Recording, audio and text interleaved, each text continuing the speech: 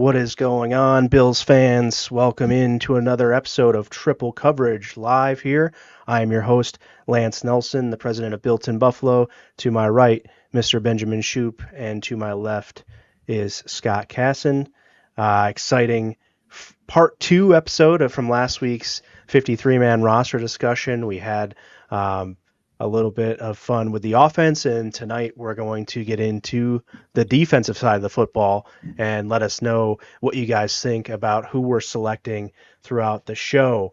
I want to start out with a little bit of a fun topic that just occurred in sports, and Scott kind of brought this up. I'd love to see your thoughts first there, Scott. Could you see an NFL combo of a father and son on a team? What do you think about that? Yeah, so what made me think about it was Bronny James getting drafted to the Lakers yesterday. Say what you will about the actual basketball talent there, but nonetheless, he's on the team. It's going to be the first time in NBA history that a father and son are on the same team. It happened back in the day with hockey, with I believe didn't Gordie Howe play with his kids because he played till he was like 60 years old or something crazy. So yeah, do you think that that's something that could maybe happen in the NFL? What do you guys think?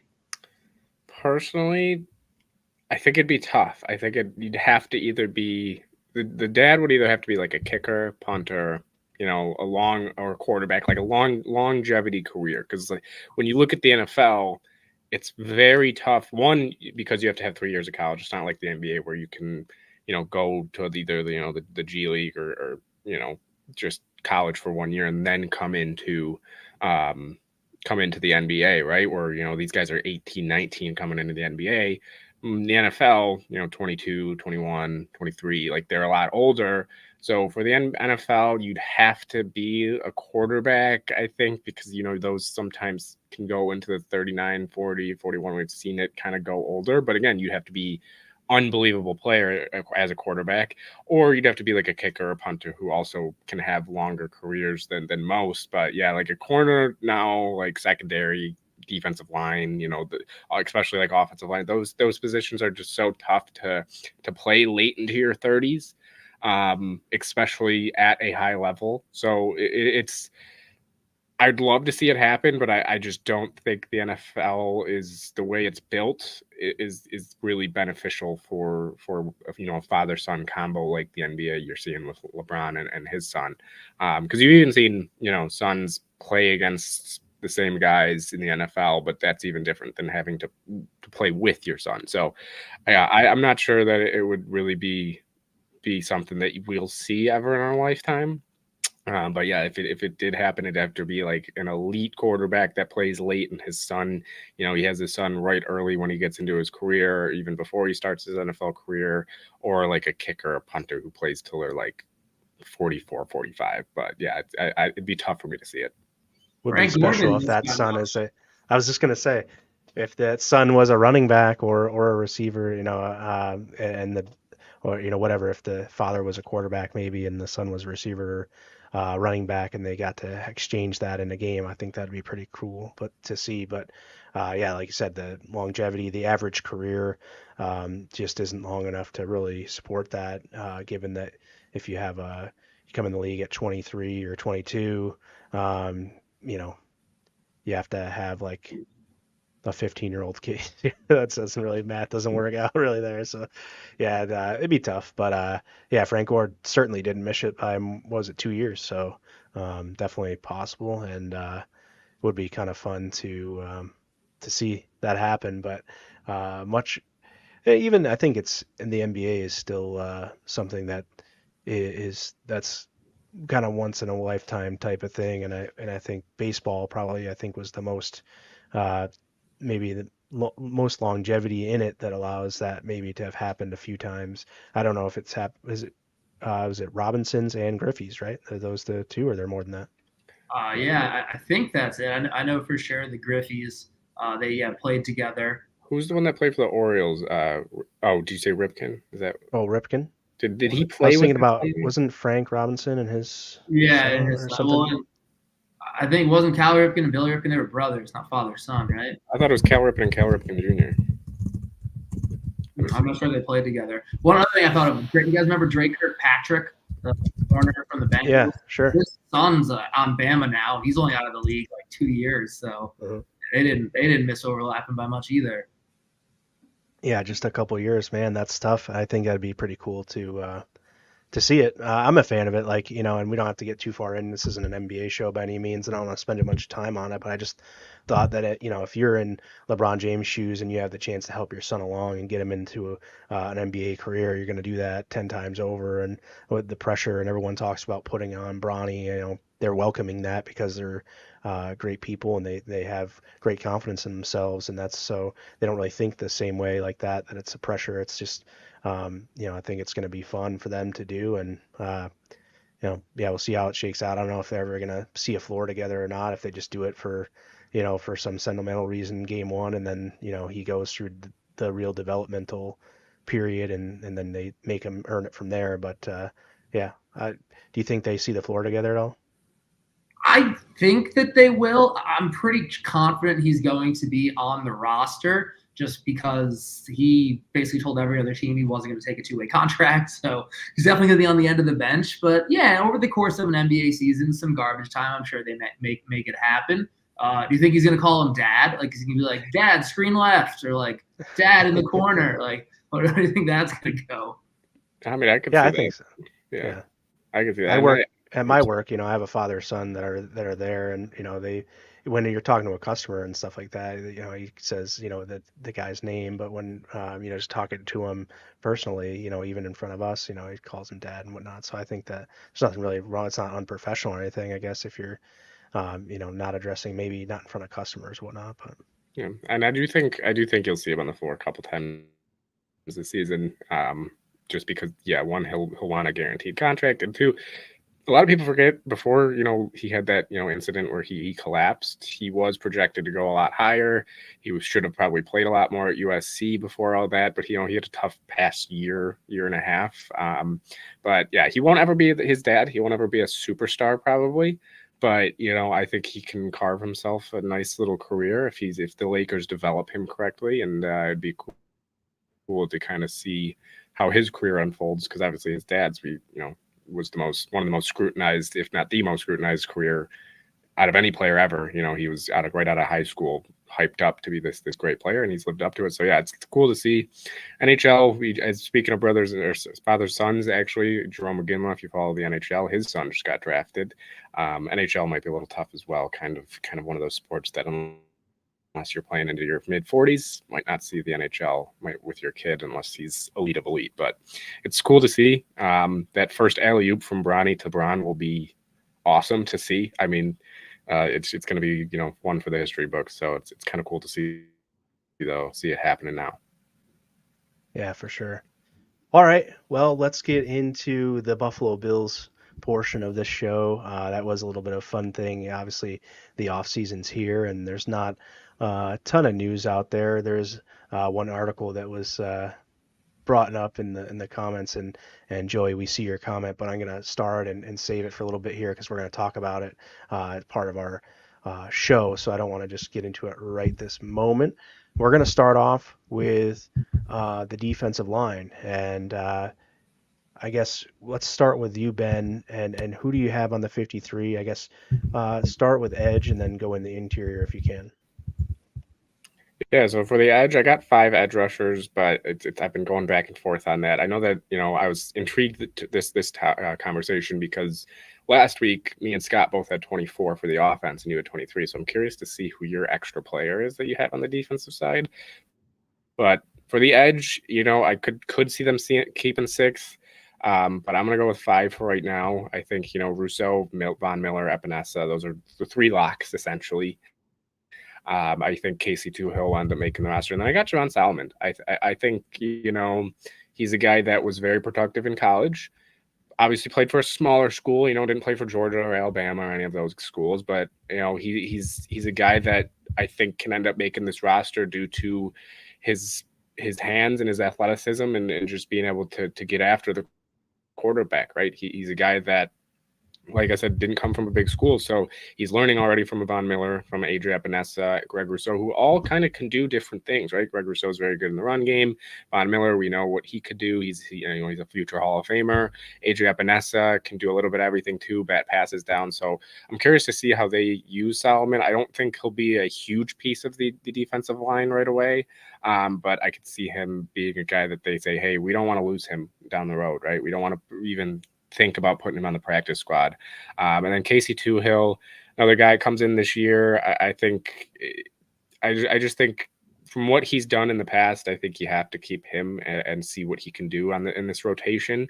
So I'm going to go with 5 for now. Other guys, Cameron Klines could be up there. Kingsley Jonathan's been on the team. We know they love him. I think they end up being practice squad, and then it's kind of tough for the other edge rushers on the outside looking in with, Rondell Bothroyd, David, I'm always going to mispronounce his name, but Ugwo Begwu.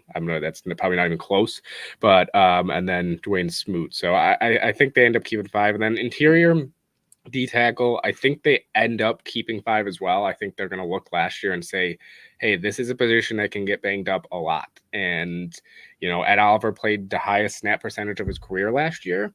And I think they like him playing a lot of snaps, but I don't think they'll want him at his rate that he played last year. So I got Ed Oliver, Daquan Jones, those are the 2 locks. Austin Johnson, Jashawn Smith, and then Dwayne Carter, obviously, I think is a lock as well. Everybody already knows how excited I am to see Dwayne Carter. I mean, he's the one that, I think he'll be a monster on the inside. And then, the 3 that I don't have making it, Brandon Dean, Eli Anku, who another guy kind of like Kingsley Jonathan is a favorite of this team. They love him there. I think he'll end up being maybe a practice squad guy. And then Gable Stevenson, he's a tough one. Stevenson. Yeah, that's a tough one because, again, doesn't have any football experience until now. But do they keep him on a practice squad spot just to see how he can develop throughout the season? I could see that happening. So, I think defensive tackle, they'll have to keep more because of the risk of injury. And, I do agree that I do like the point that Joey has here of, I think he'll be playing more downs because he got that contract, but I do think they'll see the risk of injury with this position and say, well, we're not going to bring him down a ton from what he was at, but we'll keep him around that same, just bring him down a little bit because, again, it's such a physical position inside there that you can't have him playing 80% of the snaps and expect him to be healthy the entire season. Maybe as the season goes on, his numbers go up and more towards the playoffs, his snap numbers go up. But yeah, for now, I'm going to say that he's going to stay either around what he was at or a little bit less because of just the risk of injury. Yeah, D-line's one of those positions, like you have to rotate because just guys are going to get gassed. So, regardless of the contract, whatever it may be, like we don't want him, I don't think, playing as many snaps as he played last season. Last year was kind of out of necessity. Guys getting hurt, didn't really have somebody else who could fill in and play, kind of that 3 technique that he plays. So, yeah, like you got to rotate the horses on the D-line or else they're just not going to be effective. They're going to get hurt and they're just, not going to make plays. So I also look for a snap count to go down. Yeah. Not to be, not as exciting, but I had the same 10 guys that you had. So I won't go into detail on all of them. The original, Scott. What are you doing with your life? I know. But yeah, we were in a tougher spot, so we kept an extra guy on offense, and apparently the Bills have to have a punter, so we're not getting that spot back. But it kind of came down for me between maybe keeping 5 or 6 D linemen and then defensive ends, and then 5 or 6 linebackers. So I was kind of on the fence between maybe keeping like Kingsley Jonathan because they loved him the past couple of years. Maybe Dwayne Smoot. Maybe he has like a comeback season coming off of an injury. He's a veteran, kind of that DN6 veteran Shaq Lawson kind of role, or Balin Spector on the linebacker side.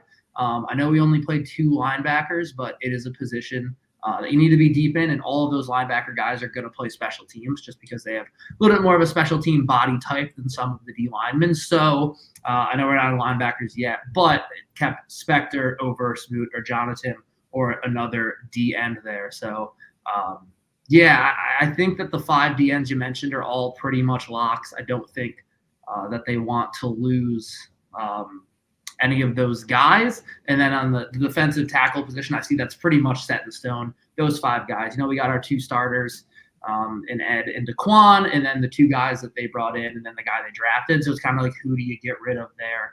So I think our D-line is pretty much set with those 10, at least on my roster if I was Brandon Bean for a day.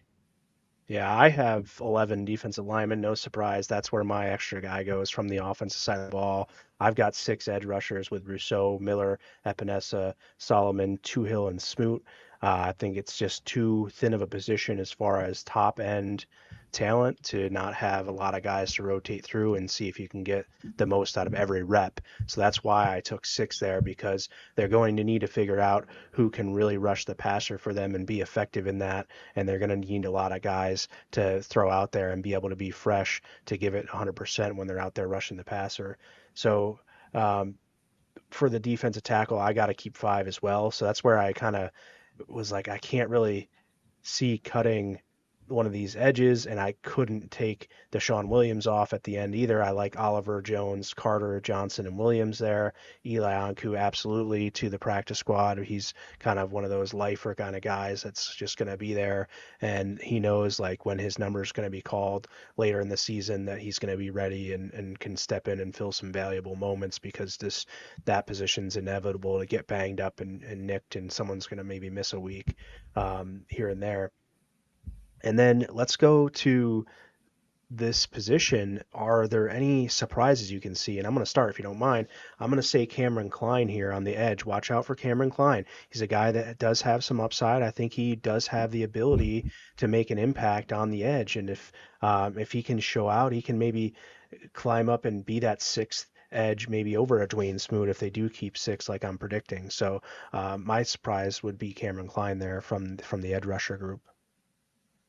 Yeah, I would say the one guy that, I'm not necessarily thinking he'll make a roster spot, but could potentially get a practice squad spot, and surprise some people, is Rondell Bothroyd. Very productive in college for at least PFF grade, right? He was able to be up there, right, with, I'm blanking on his name, but he got drafted to Miami, defensive end. Blanking on his name, but either way, he was up there with one of the top PFF grades in the country. So, he's a guy that if he can put it together, could potentially sneak his way onto the practice squad if they say, hey, Kingsley Jonathan, we love you, man. You've done great things here, but we're just going to go a younger direction and keep Bothroyd. So he's one guy that I could see, maybe squeaking onto there. I think roster somebody could give him a chance too, though. Someone could give Kingsley Jonathan a chance to be more part of their rotation. They may not have that choice. Yeah, so they could say, Kingsley, we'll let you go somewhere else and, get your shot elsewhere. But Bothroyd, like I said, one of the higher PFF grades in the country at the edge rush position. So I think he could be a guy that they say, hey, we're going to keep you on the practice squad over, whether it's over Kingsley Jonathan or Kingsley Jonathan goes elsewhere. I think he's going to be the guy that could potentially make a push for the practice squad. But yeah, to the roster, probably not. That'd be unless somebody goes down real early in camp with like a season ender that they're like, hey, he's showing out and we want to keep another guy. If Bothroyd shows out, he could, but unless it's an injury, I don't see him really making a push for the 53, but could make a push for the practice squad. Yeah, I don't really have any surprises of guys who could make the roster either. I feel like D-line were pretty much set, except maybe that 6th defensive end position if they decide to keep 6. But maybe someone who could make the practice squad, Gable Steveson. The Bills liked him enough from his workout to bring him in for a workout. And if they see he has a high ceiling, maybe they keep him on the practice squad. Like, he may never see the roster. He may never see the field. He may not be a good football player. We don't know. But he could be the kind of guy, just based on the ceiling that could be there, based on his pure athleticism. Maybe they like him enough to keep him around on the practice squad for a year and, just see if they can't untap some of that athleticism into some football talent. Yeah. For sure. No, that's a good point. And there may not be. This roster is just so good that it's hard to really think that there's going to be a ton of surprises, because there's just a lot of good guys that you think will claim the spots, and it's going to be tough for some of these guys that are maybe considered or preconceived as lower tier to really break through and try to crack the bottom edge of the roster. And we'll see who's most effective on special teams, because obviously that's going to help make it. But with defensive linemen, it's really tough to be super effective on like a kickoff or anything. They're going to be maybe on your field goal unit and things like that, but very difficult to make a big impact outside of that. You don't really want those huge guys running down the field and getting injured. So it's kind of a tough thing because their impact is limited to, one side of the ball, one kind of uh, responsibility there. And that may be a reason why I'm wrong and they keep 5-5 and they don't do the 6-eye. But I just think with the lack of high end, and unless Vaughn gets back, and let's just talk about this before we move on to the next position, is we saw some videos out there now, Vaughn and Ed Oliver training, and I don't know if you guys saw the videos or not, but they were on Twitter and stuff like that. So what do you think? I mean, obviously you're not going to get much from them, but just from your perception, like that seems like Vaughn's moving pretty well, and we don't know if that's going to necessarily translate into sacks, but I just really like the fact that he's out there showing that he can move pretty darn well. Yeah, his quads look huge, which is a good thing. Last year, he definitely had some atrophy in that surgery leg. And yeah, he looked a lot more nimble than he did this time last year, which makes a lot of sense. So hopefully he's a little bendier around the edge this year. He's not just kind of like rushing wide, can't get around. So like you said, we're not going to get prime Super Bowl MVP Von Miller, but we can get a guy who gets 6, 7, 8 sacks maybe on the high end. Like, I think that's great. So yeah, excited to see what he has. And if we can get anything out of him, it's a big upgrade from essentially being an empty roster spot last season. So yeah, the workouts are definitely something to, I don't know if like get excited about is the right term, but have some optimism that we might be getting some production there. Yeah, ACL is a major surgery. It's a major injury in any sport, let alone, being an edge rusher where you have to really plant on that leg. Sometimes you got to push off pretty hard sometimes, especially when you're trying to push against another human being that is 300 pounds. So, it will take time sometimes for these guys to get back into shape and get back to feeling comfortable too. Because even if their leg is fully back and they can push off fully, sometimes it's also a mental aspect of in their head they're thinking about it. So I think Von, this isn't the first time he's gone through this. He kind of has alluded that it does take time, but yeah, as Scott said, he's not going to be that 15 sack guy that's going to come in and be an absolute stud on the defensive line, but he's still a very smart edge rusher. He's been in the league a long time, so that he knows the game very well. Future Hall of Famer, like we've said. So I do expect him to bounce back in a good way this year. Like Scott said, maybe 5, 6, 7. If he can get up to 8, 9, that'd be amazing. But I think he'll get that 5 to 7 range kind of area and get some of the movement back that he maybe was missing last year. When I tore my ACL, go ahead, Lance. I'll say when I tore my ACL, I was back playing pickup basketball in like 5 months, but I guess I'm just built different. Yeah. What a physical specimen you are. I think that, keeping, that's one advantage of keeping edge rushers too, is that, it keeps him fresh, allows him to be more situational. And if he can be more, 100% on more rushes, without being so tired or having had so many snaps within the game, that helps him and helps his cause. So look, I'm not gonna be shy, and I'm a big fan of Von Miller, but I think that if he does return to even a little of his form, that he's going to be potentially a 10 sack guy. And I know that you guys say 5 to 7, that's fine, but I just think that with this team, the way he can be put in situations, I don't see any reason he couldn't get to 10. But we'll have to see how that shakes out. Obviously, projection season is here, and that's what we got to go off. But proof will be in the pudding soon enough, and I'm excited for that. So with that, we'll move on. Our next segment, I'm going to do a solo segment quick, and then we'll jump back into our 53. So my solo segment this week is around tailgating. Got a really fun tailgating season coming up here, and I always go out to the games. I'm trying to get more and more built-in Buffalo crew out there to interact with the fans and everything. So hopefully this year we can get together out there. If you're watching, you can come and meet us in the flesh and see. I know Scott makes a bunch of games. Ben is right around the corner from the stadium, so he can be at most games. So I'm excited to see if we could see some Mafia out there. And my question is, what are your favorite tailgate activities? What is your number one go-to tailgate activity? What do you love to do outside of the stadium? For me, I love crushing chicken wings right outside the stadium. That's my favorite thing. There's nothing better than a chicken wing outside of Highmark Stadium, and that's my favorite thing to do during the tailgate time leading up to kickoff. So let me know what your guys are in the comments, and we'll get Scott and Benjamin here to tell us what their favorite tailgate activities are.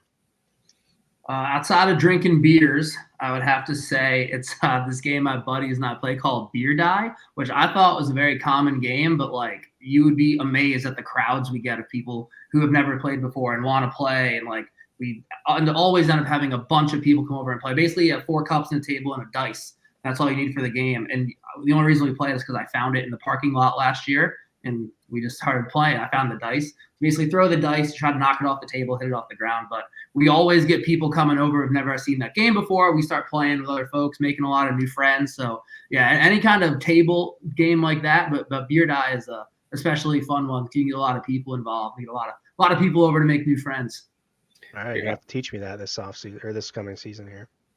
Yeah, I would say for me, I'm not as big of a drinker as I used to be, so I wouldn't say for me the drinking aspect, but for me it's just we usually will always. I have a couple buddies where their parents will have a huge tailgate and they'll have a cookout and they'll make every week they have something on the menu. We always get a text 2 or 3 days beforehand saying, "Oh, here's the menu for this week." So for me, it's just being able to kind of hang out with all of them and see the different Bills fans getting ready for the game, getting excited and just hanging out with everybody. So that would probably be mine. I know it's kind of cliche, but just throwing the football around, hanging out with everybody, eating good food and just getting pumped for the game.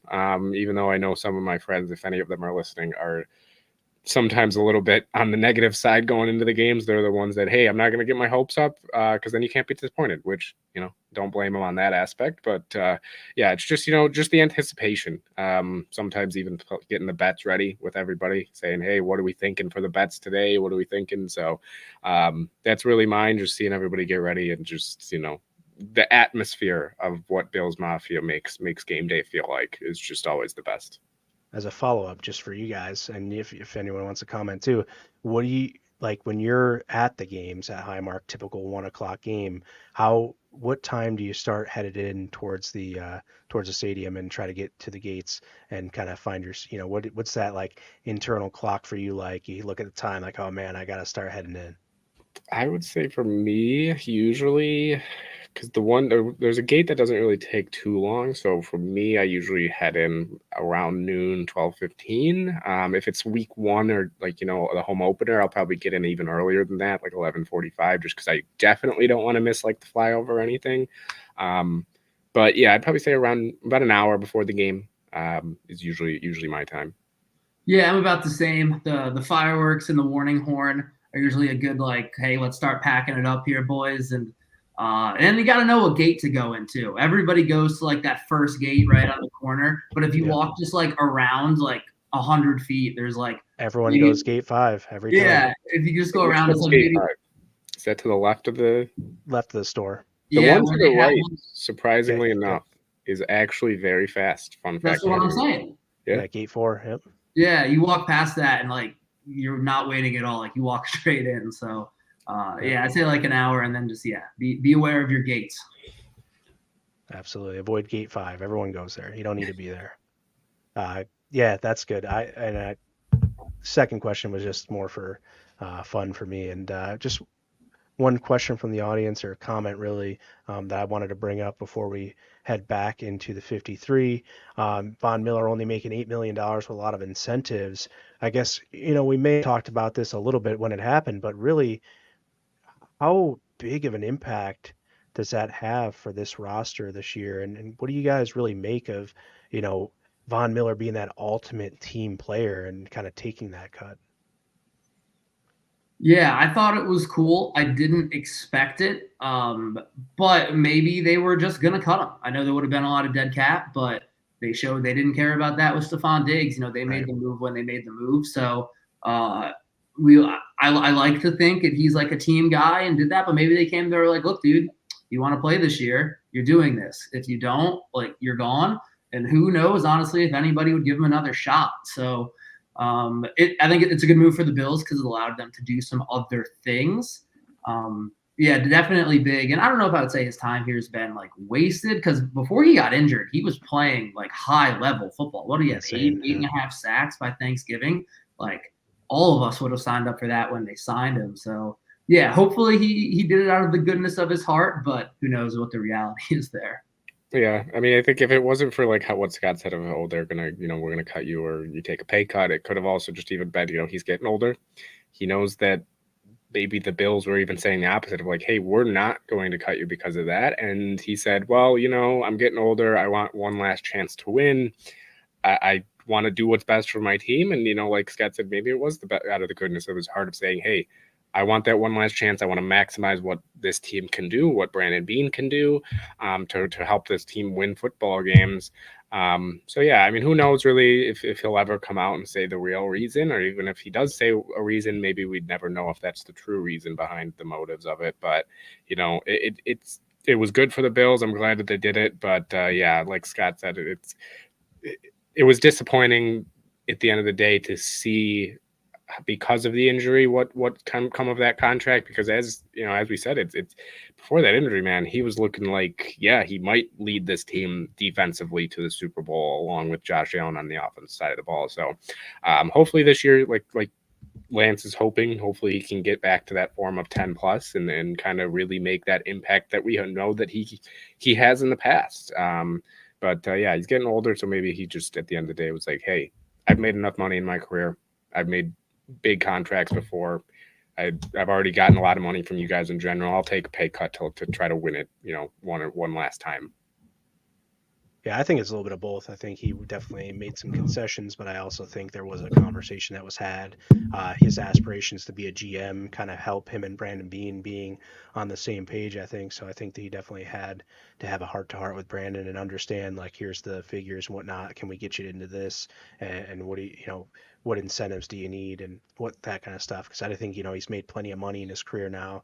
It's got to be about winning, like you said. So that definitely was probably a little give and take, a little bit of both, of him being a great dude and Brandon kind of being honest, like, dude, we gotta have some relief here. So good stuff. Gonna move into linebackers, and I think it just was good that this comment came up earlier, and I wanted to kind of address it as we get into linebacker. Bleacher Report, I believe it was, said something about if the Bills released Matt Milano, then Denver should jump on him, and I just was like, why in the world would they release Matt Milano? If they're gonna have any inkling to move on from him, they would be able to get something from him in a trade for sure. There's no way you cut that guy outright. I think he's just too damn good, and I think him working back and being in for a camp come July is going to be pretty positive for this team. It looks like he's already done some of the light work at minicamp, so I think there's not going to be too much to worry about there for him. We'll see, what kind of explosiveness and what kind of pop he ends up having once the packets get on, and you can see what he's got going. But what do you guys think about that story that was released? Yeah, I mean, it's that time of the off season, right? I mean, it's we're going to hear some crazy things, and it's kind of that dead point where a lot of people and a lot of writers at Bleacher Report, ESPN, all those big names are just looking for something to write about. So, the overall thought of the article, I understood. I was like, okay, this is a good one, but then you have Matt Milano on there, and it's like, okay, that makes no sense in any way, shape, or form. They would cut him, and even the reasoning of, oh, well, he was hurt and he hasn't had his best season since 2 years ago, which at the end of the day is not that long ago. I understood maybe why they would think it, but at the same time, part of it also could have been, as much as we don't like it in Buffalo, they know that they'll get a reaction out of the Mafia if they can put something out there. So maybe that played a factor into why Matt Milano's name was put in that article of, hey, I know that if we put Matt Milano and the Buffalo Bills in here, and it's an outrageous take, that guess what, Bills Mafia will jump on it, and maybe it was a little bit of clickbait to get the Bills to get Mafia riled up there. But yeah, I don't think it's anything to actually look into or actually worry about. Just that time of the year where it's before training camp, after the way after the draft. Now there's not really too much to talk about. Got to talk about something, right? So yeah, I just think it was something that maybe even they didn't pay too much attention to the Bills and are just kind of looking at it as, oh well, he was injured, he's making a lot of money, is it really worth it to keep him? Well, yes, it is. I think a lot of Buffalo Bills fans know that. So at the end of the day, I think it was just a little bit of clickbait. Yeah, everything you said I was going to say. Like clickbait, trying to get some views, rile up the people on a Friday in the summer when there's not a whole lot of NFL news going on. He's been kind of the heart and soul of that defense, honestly, since he got to Buffalo. Getting rid of a guy like that, you just don't do that because players like Matt Milano don't grow on trees. So, yeah, just something I think to stir up some people. Nothing more than that. Nothing that anybody should put any real value in. Yeah, for sure. As much as Bills Mafia doesn't like to hear it, they know around the NFL, they know that Bills Mafia, like I said, they know Bills Mafia loves to get on things like that and get a little riled up because at the end of the day, speaking of news stuff, we got to get ready for next Wednesday's big media dump that they always do. Right before the 4th of July, that's when a whole bunch of players get cut. A whole bunch of NFL news comes out. So everybody's going to forget about it over the weekend and not talk about it on Monday. There we go. And another, kind of same thing. ESPN kind of did a thing where I think it was ESPN. They were looking at, who they would start a team with. It was Mike Tannenbaum and whatever network they're on. But they didn't put Josh Allen. They said after Mahomes, who would you start a team with? And one had Burrow, I think, and Jordan Love, and then C.J. Stroud. So just last year, I think everyone said Josh Allen. So I think that also riled up Bills fans and had some people scratching their heads. And anytime you leave Josh Allen off any sort of list, people get a little bit uptight and upset about it, which is, probably true. I think that outside of Mahomes, Josh Allen is 1B, number 2 NFL player in the league. So this doesn't make any sense. But moving on to the linebackers now, I think. Let's start off with the question, and then we'll go into who we got. But is this the deepest group on paper? Scott, we'll start with you.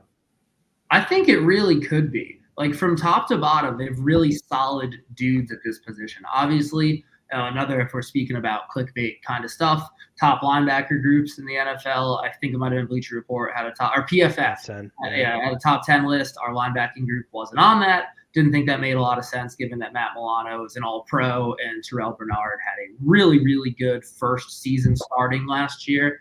But even after that, look at how many injuries we had at that position group last year and how well guys stepped up. I know DadSon isn't here anymore, but Baylon Spector, who's probably our sixth linebacker on the depth chart, he played really well when he had to come in that game against the Dolphins and until he got hurt in that game against the Steelers. He just has to stay healthy and get on the field. But we got the first two. Dorian Williams showed some flashes last year. He's a great athlete. Was a third-round pick. Nicholas Morrow was a defensive signal caller for the Eagles last season and started every game he was healthy in, I believe. And then, we used a pick on the kid from Washington, Ulafosho. So that's, not a lot of teams, I would say, have linebacking depth that you put any 6 of those guys on the field. Obviously, we'll see with Ulafosho. You feel good about that. And you're not like, oh, no, so-and-so is coming in like it could be. So, all 6 of those guys are guys who I think can really make an impact. So I think it is the deepest position on the team, on paper at least. Maybe close with the D-line, but I think top to bottom, deepest is the linebacking core. Yeah, I mean, I like Scott said, I'm not sure what positions you would put above them. D-line maybe, running back maybe, but again, there's unproven guys there with Ray Davis and Frank Gore. Offensive line could be in that conversation, maybe even tight end as well. Obviously, you have 2 good guys there in Knox and Cade, and Morris would be that third. So, there's a couple positions that could maybe challenge them. But yeah, at the end of the day, linebacker, even though some of them are still unproven, I think you have the two high-end guys there with Bernard and Milano, Williams and Spector, who are both younger, but at the same time has shown flashes and can really, I think, step up if we need them to. And then you bring in Morrow, like you said, who's been around and knows. And even, Deion Jones is there as well, but he's played in the NFL, obviously not the same as he maybe once was. But, you have guys that might not make this roster in the linebacking group that would probably easily make it on other rosters. So, yeah, I mean, I don't want to say for sure that they're the best, because I do think D-line might challenge them.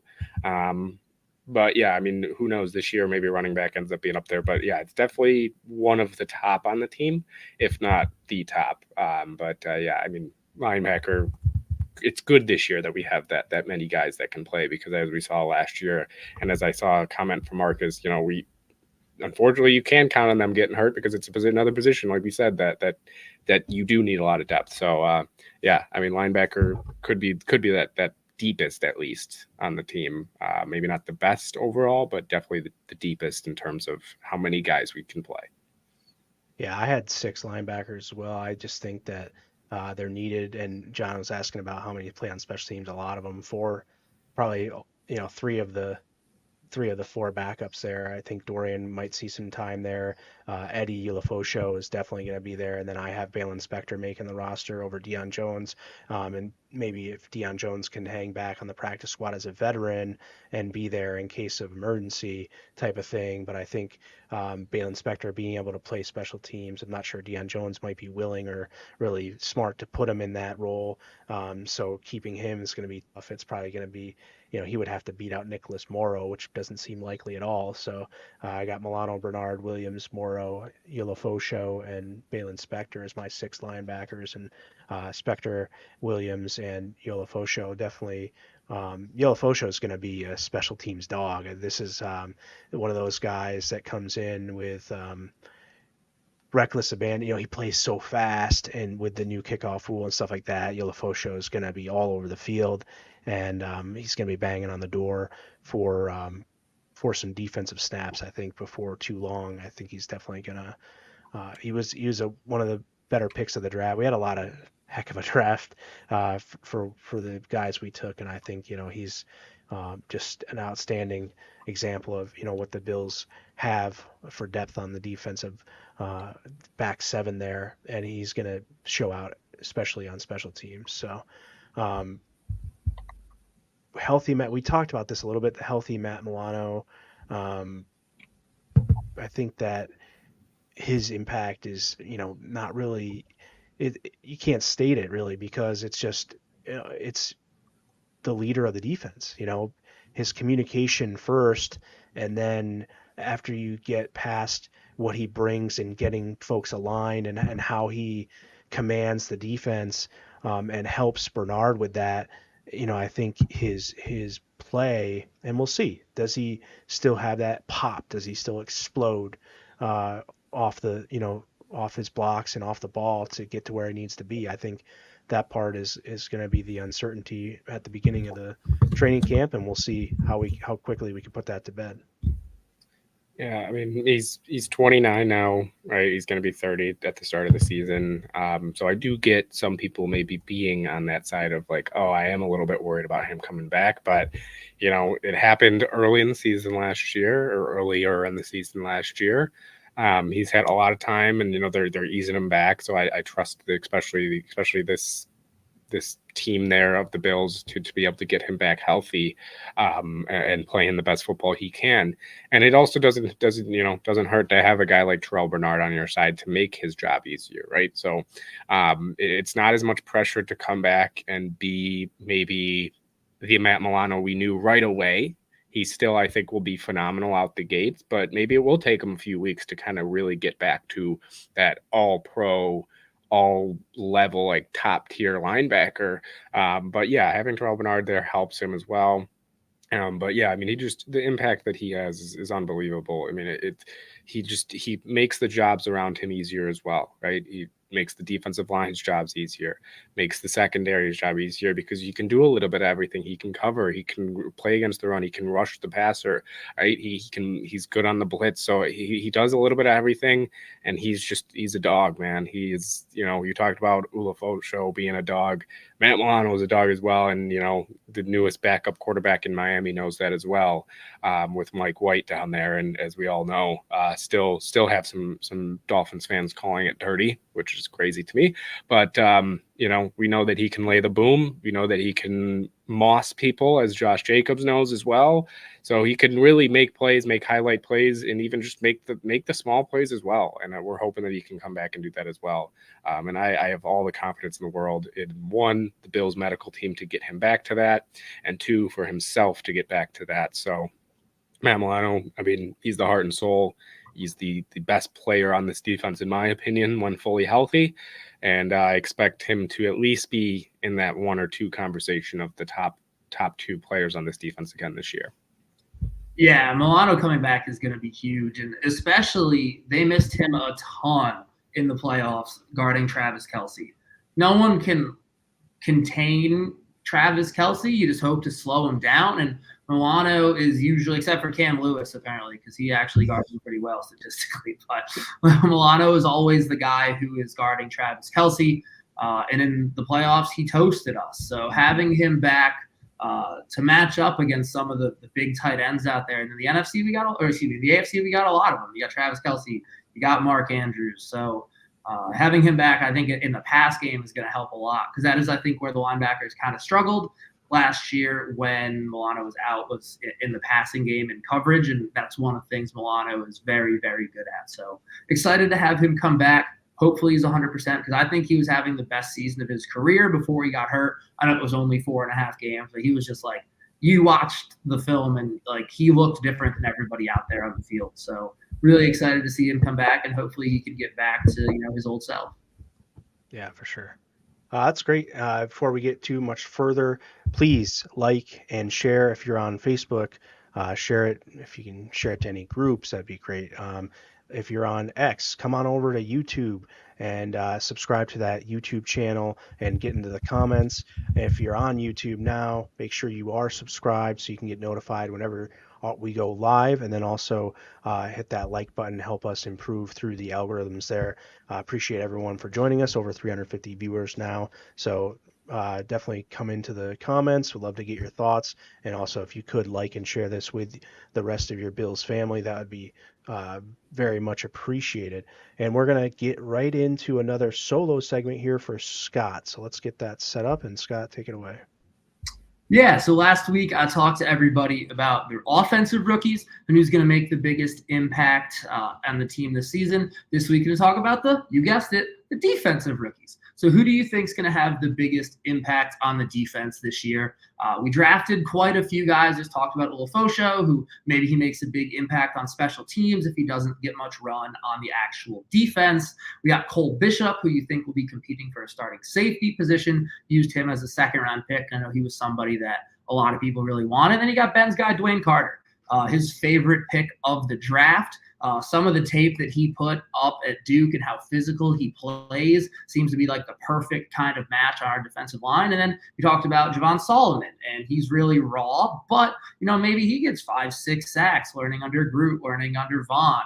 And then, other guys like Daquan Hardy, I know he's maybe more of a returner, maybe his way getting on the roster, but he can make a big impact in the return game too, or who knows, if guys go down, next man up. So what do you guys think? Personally, I think it's going to be Cole Bishop, just because I do think he's going to win one of the starting safety positions. And if he doesn't, then, he's definitely going to be out there on the field a lot when we go 3 safety looks. Maybe we move Taylor Rapp down into the box like we did at the end of last season. He plays more of that Poyer hybrid role, and then Bishop is behind him. So interesting to see, and interested to hear all of your thoughts.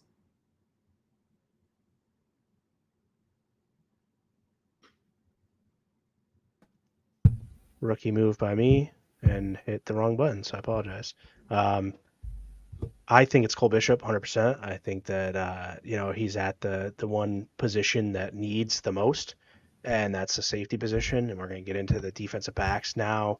but I think absolutely Cole Bishop has to be one of the bigger impact guys just because of the position he's playing. And I think he's going to get a lot of looks early on with Mike Edwards maybe nursing shoulder. We'll see how much they want to throw Taylor Rapp out there coming off the calf injury at the end of last year. I know he's good to go, but we'll see, what load they give him in the preseason. Yeah, I mean, everybody, as I said, knows how much I love Dwayne Carter. However, for this topic, I am going to also agree and say that it's going to be Cole Bishop just because I think he'll get more playing time. I think he'll be out there more. I think Dwayne Carter, yes, he can definitely be that way, but already starting behind Oliver and Jones, just the depth there at defensive tackle might make it a little bit tougher for his impact to be as big as Cole Bishop's. As career-wise, that's a different conversation. But Cole Bishop, I think this season, yes, will be the most impactful defensive rookie. I think he'll just play the most. I think even if he starts off not playing right away, I think he'll end up taking it over very quickly in the season. So, yeah, I'll go Cole Bishop as well. But, yeah, Dwayne Carter would be a close number 2 for me, especially if Daquan Jones or Ed Oliver, somebody goes down in that defensive line. I expect Dwayne Carter to be that guy then in the middle of the defense alongside Ed Oliver or Daquan Jones. So, I'll go with Cole Bishop for now. Dwayne Carter, close second. Yeah, very good. And so let's get into that defensive backfield, start at the outside with the cornerbacks.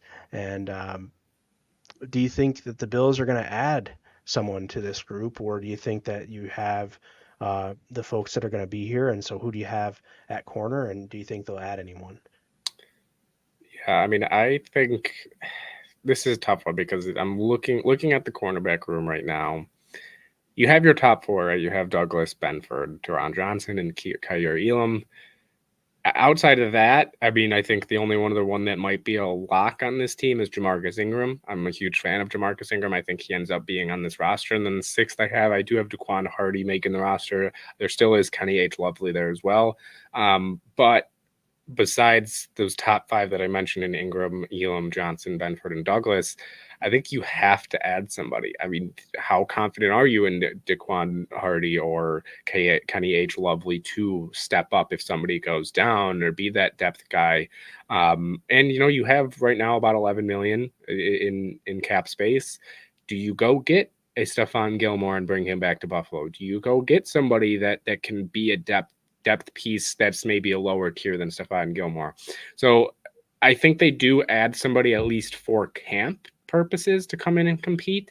Maybe it isn't Gilmore. Obviously, Gilmore wouldn't be to compete. He'd probably be a more guaranteed roster spot. But just looking at the top 4 outside of that, because even Kaiir Elam, we don't know. Maybe he doesn't take that step that everybody's hoping he can take this year.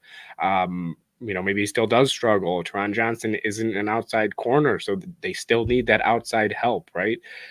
So I'm interested to see if they do add. I think they at least add somebody to compete, because I'm not, outside of those top 3 outside corners, I'm not confident at all in anybody after that. Jamarcus Ingram, I said I liked him, but I'm still not going to be confident if Rasul Douglas, let's say, goes down. I'm not confident that Jamarcus Ingram can step up and be that guy for an entire season or in the playoffs. I'm, like him as a depth guy, but yeah, I have those 6 making it though: Douglas, Benford, Johnson, Elam, Hardy, Kenny H. Lovely, I do think goes to the practice squad. Ingram makes the roster. Kyron Brown and to Corey Couch, I just think they end up unless they show out, I don't think they can end up making the 53 practice squad maybe, but I got those 6 with being my 6 to make the roster for the corners. So Ben, if you're keeping 6 corners, how many safeties are you keeping? I'm keeping 4. And how many linebackers did you have? 6. Okay, we'll have to do some math there. So I think you might be a 5th. 5, 6. I have 5, 5, 6, 6. So that's 22, 20, and then 10. So 22. Okay, now 22 plus 4, 26, 27, 28, 29. So 29, and I had 24 offense, 53. Okay, you're including the specials in that? Yep, because I have 3 special teams. Well, I was a communications major, so what do I know? So but, I think that if the Bills are to do something with that $11 million, it could very well be in the secondary group, because on the outside, like you mentioned, Benford and Douglas, I have all the confidence in the world. But after that, it gets shaky real quick. Khair Alam, you hope he can make that next step, but who knows if he can. I know he's, a great athlete, and he has all the skills on paper. He struggled to migrate to more of a zone scheme, hopefully a full offseason. And then last year, it was almost kind of like a redshirt year for him. He didn't play that much. Obviously, he played in the playoff game, had that big interception after having an awful penalty, which kind of seems to be the Khair Alam experience at the moment. You don't really know what you're going to get. And then I also really like Jamarcus Ingram. I think it's between him and Daquan Hardy for who makes the roster. And if Hardy doesn't show some kind of impact on the return game, which I know he did in college, then I think it's kind of Jamarcus Ingram's time. And if he doesn't make the roster now, someone's probably scooping him up, because the past couple seasons when he's been called up, he has played very well. So, yeah, I have those 5 making it. And then obviously Teron Johnson, but he's not an outside corner. We talked about that. So if there was a position group that needed some help, cornerback, I think, is it. Who knows who's out there? There's some vets who we can maybe get for like a 1-year, $6-7 million deal. Maybe we make a trade with somebody for someone who maybe is kind of an odd man out in another place. But it'll be interesting to see what they do. And I don't think that the position group we have right now in the cornerback room is going to be all the guys who are out there in week 1. Yeah, I'm just like, who's out there that really can make, an impact? And I just don't. There's also not a lot there. I guess one guy I'm looking at now, Keon Crossan, played for Miami. Maybe he could come in and see what he could do. Played a lot of wide corner, it looks like. So did he play much last? Didn't. So yeah, I'm not sure that there's a lot of, but there's going to be guys that are cut and things like that might be able to pick from once some of the rosters are manipulated and things like that throughout the training camp process. So that's where maybe you don't see it just now, but I think you can look for it coming up throughout the off season and training camp, throughout the training camp period, to where they maybe make a move and see what they can do. I have Rasul Douglas, Christian Benford, Teron Johnson, Khair Elam, Daquan Hardy, and Jamarcus Ingram making it.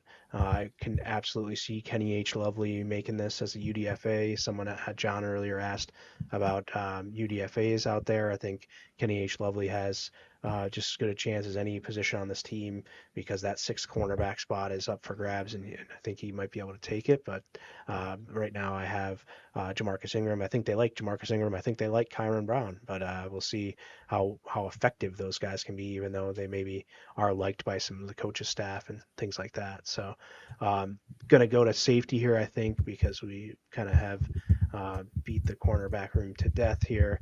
And does Damar Hamlin make the roster here at safety? I say no. I've got Rapp, Edwards, Bishop, and Cam Lewis listed as safety here. So who do you guys have for safety? And we'll start with Scott. Do you have Damar Hamlin making it? Why or why not? I do not have Damar Hamlin making it. I've kind of been on this take. I did a 1-minute segment about it like a month or so ago. I think he's just unfortunately the odd man out here. He showed some flashes before he got hurt. Started to play some good football, but last year kind of struggled to find his way into the rotation. And I think with the investment that they put into the position with Cole Bishop, 2nd-round pick, and just the talent that I think he has, he's definitely making the team. Rapp's definitely making the team. He was an impact player last year, and we just signed him to a 3-year contract.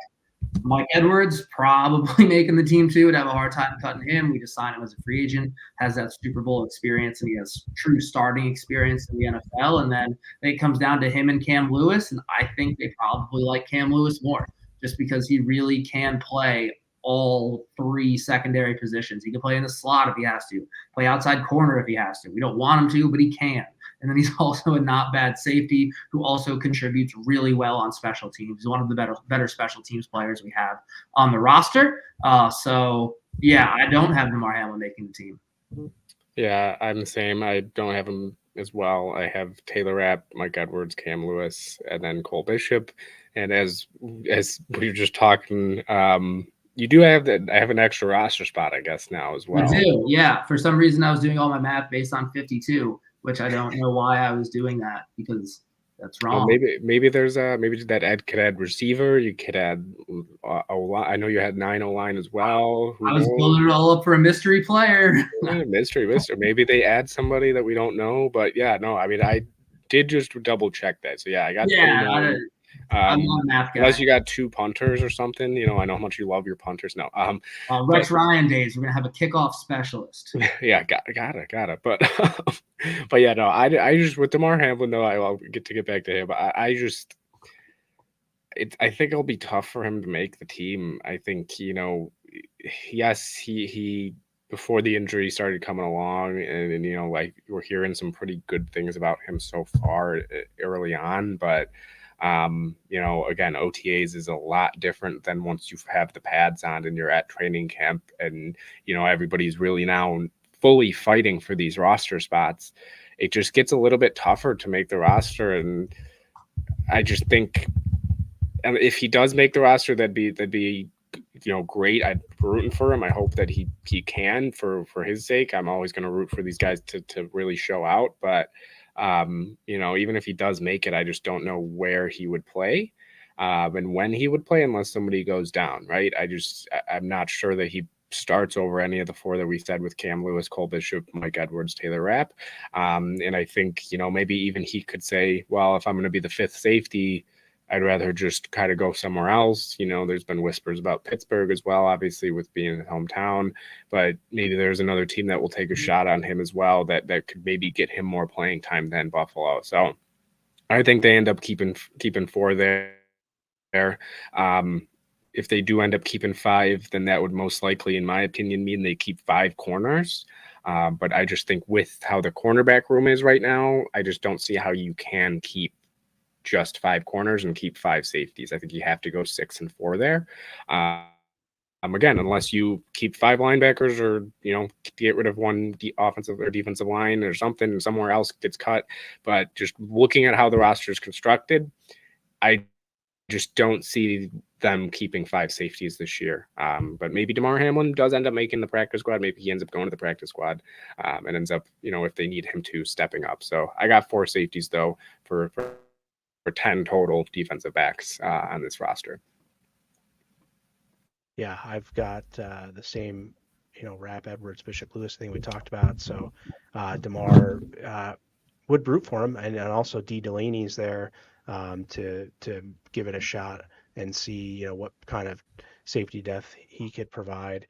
And could be, if they keep the same amount of offensive players that I had and don't keep that 6th edge, they could always keep that 5th safety, could be effective for a special teams player. But, like I said, I don't know that that's going to happen. I think you stick with 4 guys there in the safety room. So with that being said,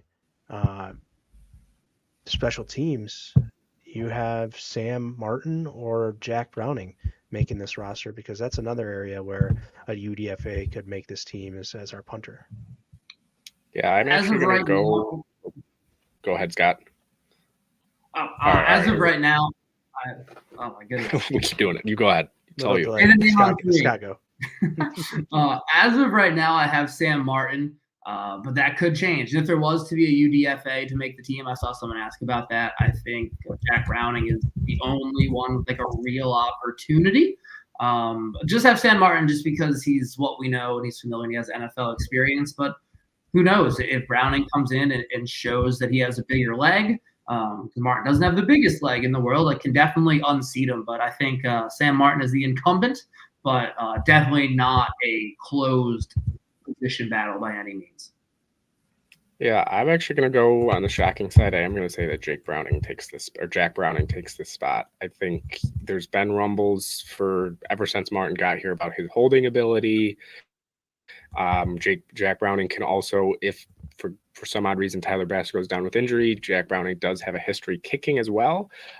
He's in college made some pretty long field goals in his career. So if they need even a special teams guy or a kickoff specialist, they say Tyler Bass, even though he's a pretty good kickoff specialist, they might have him there.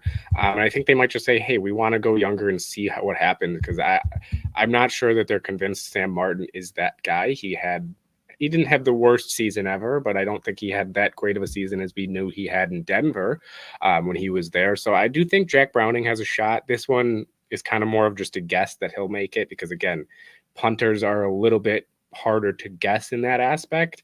The only thing that might be tough for Jack Browning to unseat Sam Martin is the fact that Sam Martin does have some guaranteed money on his deal. And I do believe he has another year after this that's a little bit guaranteed, not fully guaranteed. But we'll see. I think Jack Browning can end up making the roster if Sam Martin continues to struggle with holding. I do see John here said, I'm guessing this was in mini camp or one of the OTAs that Tyler Bass was 7 for 7 when Jack held, 3 for 8 when Sam held. But yeah, maybe they do go that route. So I'm going to go, I guess, a little hot take that Jack Browning does unseat Sam Martin, and Sam Martin is going to end up going somewhere else because I do think he'll end up getting a job elsewhere if it's not Buffalo. Yeah, I've got Bass, Browning, and Reed Ferguson. I'm on that Browning train with you. I think he was holding when Bass made that 70-yard field goal, and we've just seen him struggle. Bass struggle. It's throughout mini camp so far. So we're gonna see. I mean, and Sam Martin did get hurt last year at the end of the year, and that led to some of his struggles in the playoffs, but didn't necessarily have the strongest year in totality either. He had some, less than ideal hang times. Obviously, that first game of the season where the Jets took that back, not all of Sam Martin's fault, but he certainly didn't help the cause. He had a lot of punts that ended up in the middle of the field rather than being directional to the sideline, and I think that ended up hindering the Bills' special teams unit. Yeah, anything else, guys? I think before we move in the next segment, Ben, you have something there? Yeah, I was going to say, we talked about Reed Ferguson a little bit. Do you think there is a chance that Reed Ferguson doesn't make this roster and they end up going somewhere else with long snapper and say, hey, we'd rather have that extra roster spot for an extra safety or for an extra receiver, and Reed ends up being the one odd man out? I don't think they have anybody else in camp who can long snap. Yeah, I wasn't 100% sure on that, but I just, it's always a topic of, Reed Ferguson, he's obviously been here. He's been a guy that's been the long snapper for a little bit. I don't think that he ends up getting cut. I think he ends up being here, but just a little question I thought I'd throw out there to you guys. Yeah, I don't think so either. I think unless SVPG is going to get out there and start long snapping in his rookie year just to get some snaps under his belt, I don't think that's necessarily going to happen. So no, I'd say Reed Ferguson will be here. They could get tricky with it. I mean, maybe they don't even carry with the new kickoff rule. Maybe we don't even need a kicker. We'll just go for it on fourth downs or a punter. Analytics say just go for it. Eliminate 3. There's 3 more guys you can have on offense and defense, and just keep it rolling. And you run the Wildcat, Josh Allen, you quarterback. Josh Allen does plenty of arm punts anyway, so just go that route if you need to. So no, that's obviously a joke, and we totally expect Bass, Browning, and Ferguson. You have Sam Martin, Scott making it, so we'll see how that all plays out throughout training camp. And that concludes. We'll put out something on social media. I gotta get with our guy Tasker and have him get a graphic out here for what our roster predictions were for the full 53, and then we'll get those out to everyone to see that and give us your thoughts. So with that, we'll go over to Ben and check out his 1-minute solo segment for today. Before I start my official 1-minute topic, I do want to just say, if anybody's watching, the Sabres did just pick no trade. I know some people were looking for a trade, but no trade. They did pick his name, forward out of Finland, born in 2006. So for me, I know a lot of people my age are starting to be, okay, well, now these guys are significantly younger than me. But born in 2006, Konsta Helenisa, mispronounced that name as well, but forward from Finland. So the Sabres do add to their roster if anybody was wondering there. But for my 1-minute topic this week, I had 2 that I had before this that Scott and Lance know that I almost went with, but due to the draft tonight, there was a lot of talk about the Sabres trading that pick. So my question for everybody this week is, what Bills draft trade were you most excited about during or before the draft? Not after the draft. I know some people are saying, well, obviously it's Josh Allen. But at the time, a lot of Bills fans were not very happy with the Josh Allen selection and trading up for him. But what draft day trade, obviously Stephon Diggs, that counts as well because that was technically you're trading a pick for a player.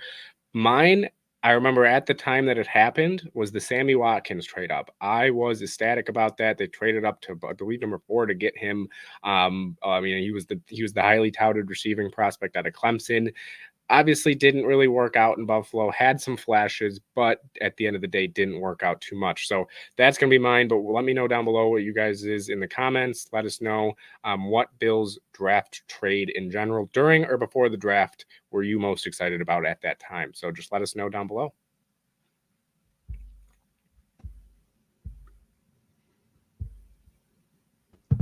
Sorry about that. Amateur hour here again. Does the Stephon Diggs trade counts right in your qualification here? Because that's what I'm going to go with. That one was my favorite. I think it immediately made the team better. There was no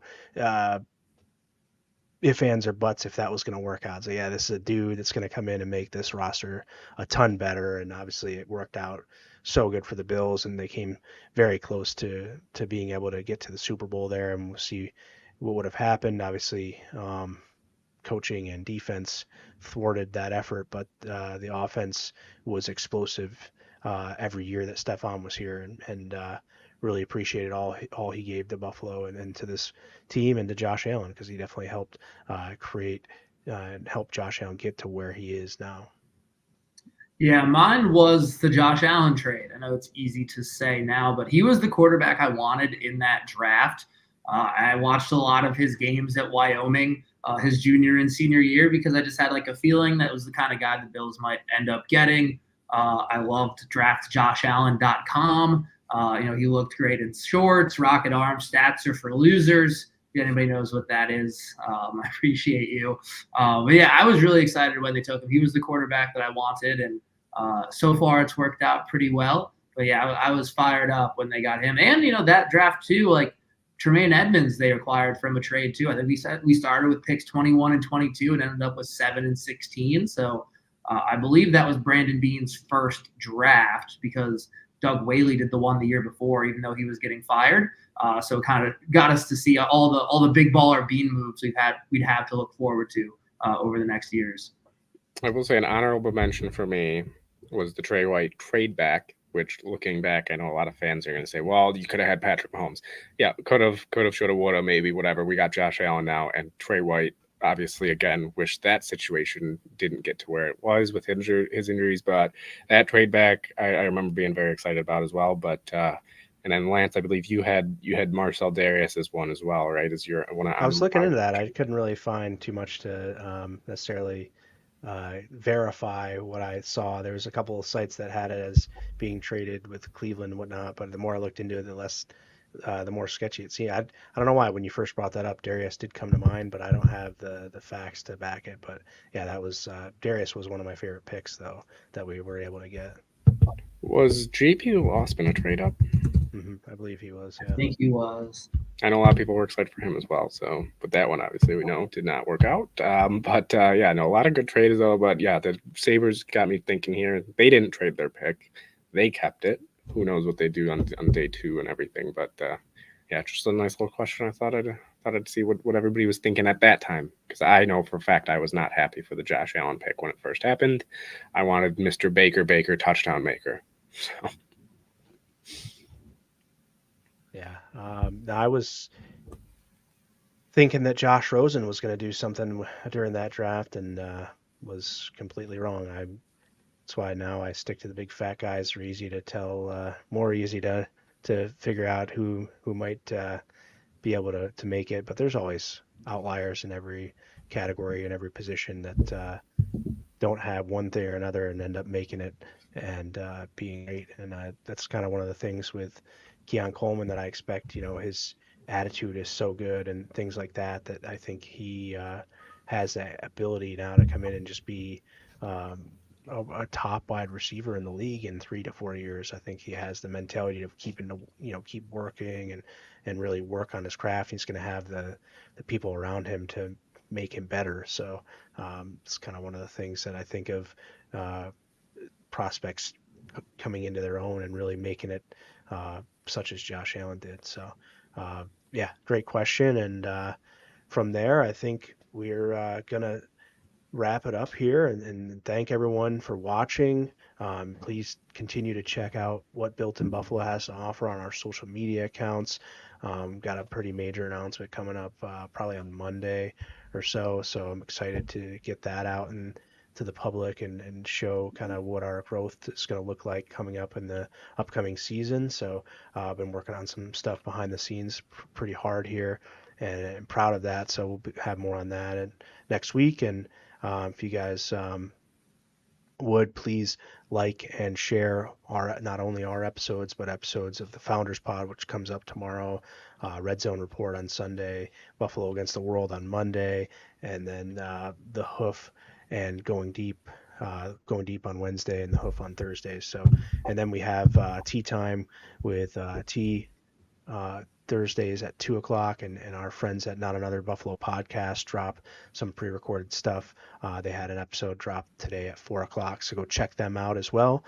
They always bring a nice quality, shorter segment podcast to the Built in Buffalo brand. And Ben and Scott, thank you. If you have any last words now, and we'll wrap up here. Yeah, I mean, I was just going to say, if you also on YouTube, if you hit that little bell, that does give you notifications anytime they do post, whether it's a live, whether it's a short, a lot more shorts, especially of ours coming out as well. So if you ever want to just never miss anything of Built in Buffalo, then you can hit that little bell there, and it will give you notifications anytime we go live, post a video, post a short, anything like that. So yeah, just let us know, and anything that you guys want to hear us talk about, see what we dive into. But yeah, everybody was awesome again in the comments tonight. You guys were awesome. Appreciate you guys as always. And as always, go Bills. Yeah, everybody, thanks for tuning in. We've reached that part of the summer where all there is baseball. The Yankees have employed a bold strategy tonight. They're scoring runs. So we're going to see how it works out for them. But actually, they just gave up a home run to, I think, Vlad Guerrero Jr. But as of right now, they're winning 7-5. So I'm sure they'll find some way to lose. But they're at least making it watchable tonight. Yeah, I have to shout out to my wife because she made me bet on the Red Sox tonight, and they are getting hammered 9-2 by the Padres. I had the Yankees. I like a little Yankees Mets New York to win parlay, and it always gets me excited. But I threw in Boston there, and they are getting housed. So, yeah, Boston sucks, and suck it, Ben. But anyways, outside of Boston sucking and me hating all of their sports teams, we'll say goodbye and learn not to bet on Boston in the future. So good night, everybody, and go Bills. We appreciate everyone joining us, and we'll see you next Friday.